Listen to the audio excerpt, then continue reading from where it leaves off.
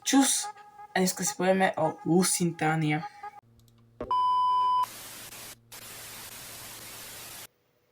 Takže prečo sa potopila daná loď? A prečo zomrelo vlastne toľko veľa ľudí? To si teraz povieme.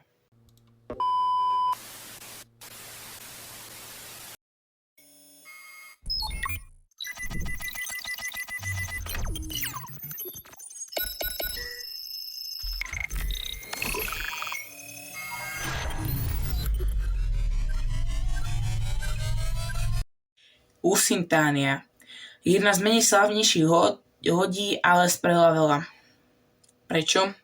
Amerika sa na základe toho zapojila do vojny. A na to si odpovieme na neskoršom videu. Prečo Lusitania sa musela potopiť a prečo sa toto celé stalo? Vrhneme sa na to. Lusitania sa začala stavať v roku 1904. Jej výstava bola dokončená v roku 1907. Pochopiteľne sa stavala v lodenici Škótska, čo je prekvapivé, ale zároveň až nie až tak. Jej pomerne časté vyplávanie bolo prevažne z Ameriky naspäť do Európy a naopak, čo nestávalo sa extrémne často, ale na to, koľko ona mala naplávaných razov, tak to bolo dosť časté. Takisto táto loď bola rozdelená na 3 kategórie, to znamená prvá trieda, druhá i tretia. V prvej triede bolo 522 ľudí. Na pomery vtedajších cien takýchto lístkov a prevažne že bola luxusnejšia ako Titanic, táto loď síce menšia, ale na dizajn bola ešte luxusnejšia a drahšia, tam išlo najviac ľudí. Druhá trieda, 460 ľudí, bola to taký priemerný stred, ale stále ešte niekoľkonásobne vyššie ako ten najnižší stupeň. Takže to znamená tretia trieda. V tretej triede bolo 1186 ľudí. Prevažne takíto ľudia tam boli z daných dôvodov. Pasažieri, tých bolo 2198.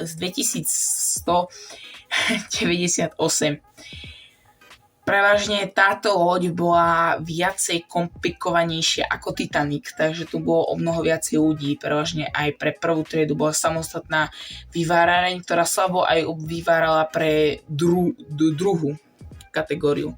Ale tým aj tiež. A pre tretí to poväčšine bolo najviac, aj palúb, aj všetkého.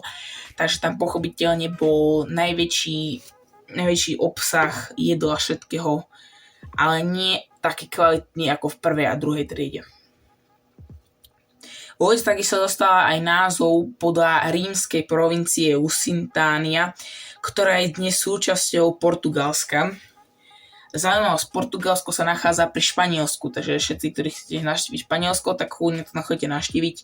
Fakt, ak si to nájdete, tak zistíte, kde to je. Loď v osudný deň, to znamená 7. mája 1915, sa je stal osudný. Ešte týždeň predtým, ako vyplávala loď z Ameriky, presné údaje už presne neviem, tak bolo normálne v novinách napísané, nech tam nejdu, že sa môže niečo zle stať.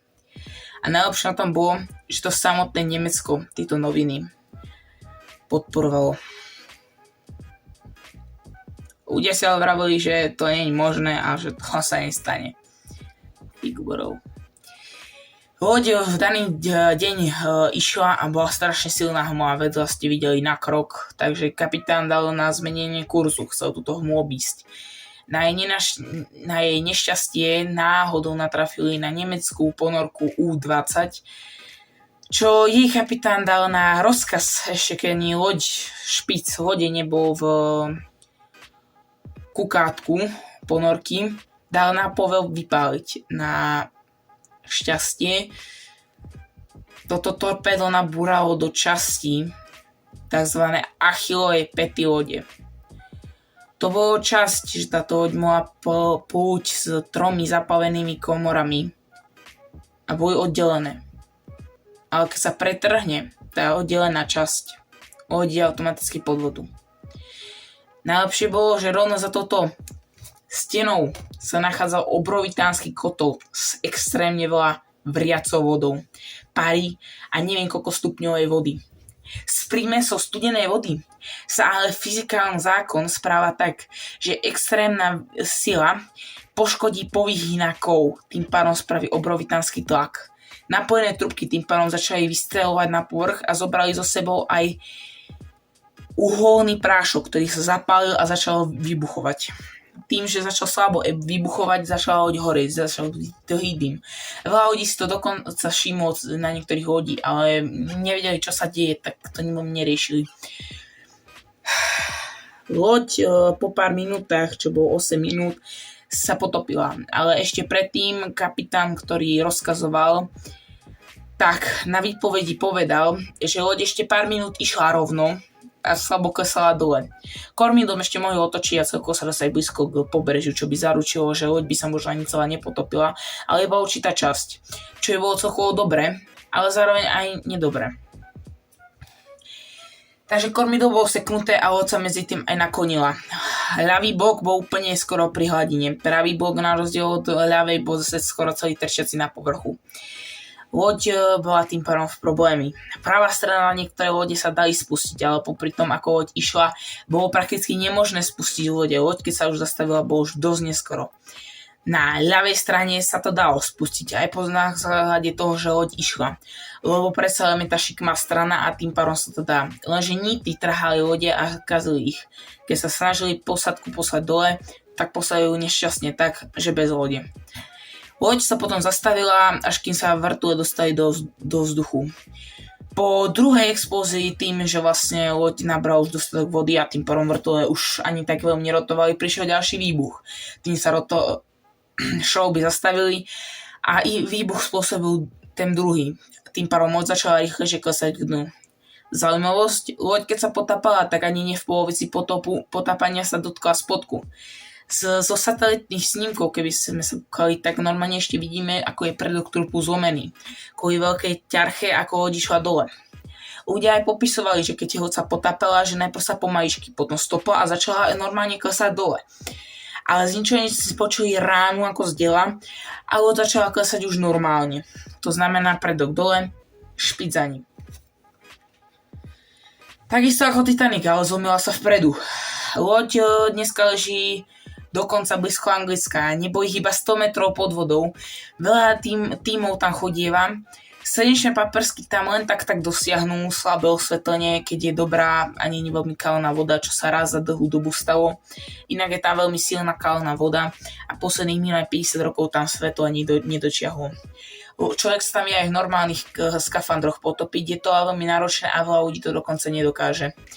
Ďalšia zaujímavosť, loď, keď ešte bola z výrobne, tak pôvodne bola určená pre menší počet pasažierov, ako tam v ten deň išlo. Nehoda si ale vyžiadala životy, ktoré boli nenávratné.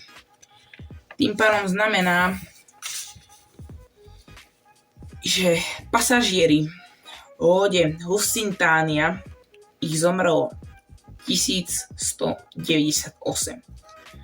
Polovicová posádka, polovica z tretej triedy, pár z druhej, výnimočne z tretej. Loď, ako sa potápala, ľudí ťahala pod vodu. Niektorí zašli 5 metrov pod vodu, pod ťarchou, ako vodu tlačilo dole. A niektorých dokonca aj na samotné dno, čo už ale bohužiaľ hore nestihli vyplávať. No a keď to mám takto zhrnúť, tak je to fascinujúca loď. Táto loď by sa vedela skôr vybrať z podmorského dna ako napríklad Titanic. Ale jej nevýhoda nie je v takej hĺbke, tým pádom jej rozklad je rýchlejší a je s tým problém. Dokonca viezla nelegálny náklad, muníciu na prvú svetovú. Pôvodne sa myslelo, že uholný koks zapričinil druhý výbuch, čo ale časovano, že to vyšlo asi tak za 5 minút, čo stihla ubehnúť dosť dlhú vzdialenosť, explodoval až potom. To s uholným koksom nejde, takisto aj s muníciou, to vyvrátili. Takže bolo to tak.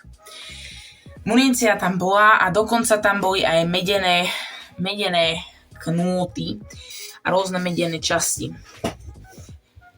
Naposledy, čo robili prieskum, tak potvrdili s týmto kódom, že sa to tak stalo. Loď, ale aj tak by sa potopilo, aj keby sa toto nestalo. Nezrýchlo by sa to extrémne, tam sa zrýchlo to asi tak o 2 minúty. Tým, že sa loď potopila už tým predkom, tak čerpadá, ktoré vtedy čerpali, tak keby ešte dokázali čerpať, tak by ešte pridali ďalšie 2 minúty. Bohužiaľ, ale čerpadá v ten moment prestali fungovať, lebo všetky agregátory, všetko prestalo a náhle fungovať. Keď sa lodné šrouby zasekli, takže tým pádom sa definitívne vypli. Vypla sa aj elektrina, záložný systém sa rýchlo nahodil, ešte pár ľudí bolo v podzemí a rýchlo sa snažilo čo najdlhšie udržať svetlo na lodi. A aj keď bol deň, tak iba kvôli tomu, že to bolo jedno, že niekde svietili aj svetla, aby aspoň očerpávali čerpadla. Loď ale nešťastnou náhodou skončila už na dne. Aby som mohol upresniť, tak sa to stalo 3 roky po Titanicu a tam sa aj tak neponaučili a lodí tam bolo menej. To malo za následok to, že loď nezachránila dostatok ľudí. Tak, to je bolo tak všetko zhrnutie. A to bolo asi tak všetko.